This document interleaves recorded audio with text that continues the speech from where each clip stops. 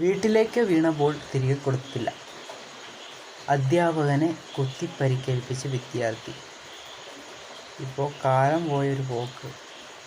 പണ്ടൊക്കെ ഞാനൊരു ചെറുപ്പത്തിൽ കളിച്ചുകൊണ്ടിരുന്നപ്പോൾ ബോളൊക്കെ അപ്പുറത്തേക്ക് വീണ ഒന്ന് സ്നേഹത്തോടെ എടുക്കും, അല്ലെങ്കിൽ തരാതിരിക്കും. ഓടിപ്പോയി ഞങ്ങളൊക്കെ മാറിപ്പോയി എന്ന് തെറി പറയുന്നുള്ളൂ, അവർക്കൊക്കെ പറയില്ല. ആദ്യം തെറി പറയുള്ളൂ, സഹിച്ച് ഇങ്ങ് പോരുമെന്ന്. ഇതിപ്പോൾ കാലം മാറി, ഇപ്പം ഒന്നും മിണ്ടാൻ പറ്റില്ല. ഇപ്പോഴത്തെ പിള്ളേർക്കൊന്നും ഒരു പേടിയില്ല, ഒരു കുസലുമില്ല, ഒന്നുമില്ല. പേടിയില്ല, കുസലുമില്ല, ബുദ്ധിയില്ല, ബോധവുമില്ല. ഒന്ന് പറഞ്ഞാൽ രണ്ടാമതൊന്നും ചിന്തിക്കാതെ കഴിഞ്ഞാൽ അപ്പം കിടന്ന് വെട്ടും കുത്തുക. തെറി കുറച്ച് പിന്നെയും കുഴപ്പമില്ല, രണ്ടാമത് വെട്ടും കുത്തുകയൊക്കെ.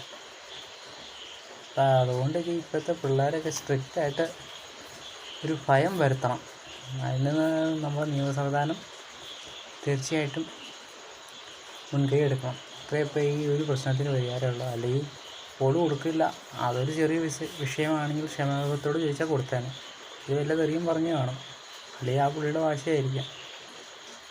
പക്ഷേ എന്നിരുന്നാലും ഇത്രയുള്ള ക്രിമിനൽസിനൊക്കെയാണ് വളർന്ന് ഇത്ര ക്രിമിനൽസിനെ വളർത്തുകയാണ് മാതാപിതാക്കൾ. അതുകൊണ്ടിരിക്കുകയല്ല, വളർത്തുകയാണ്.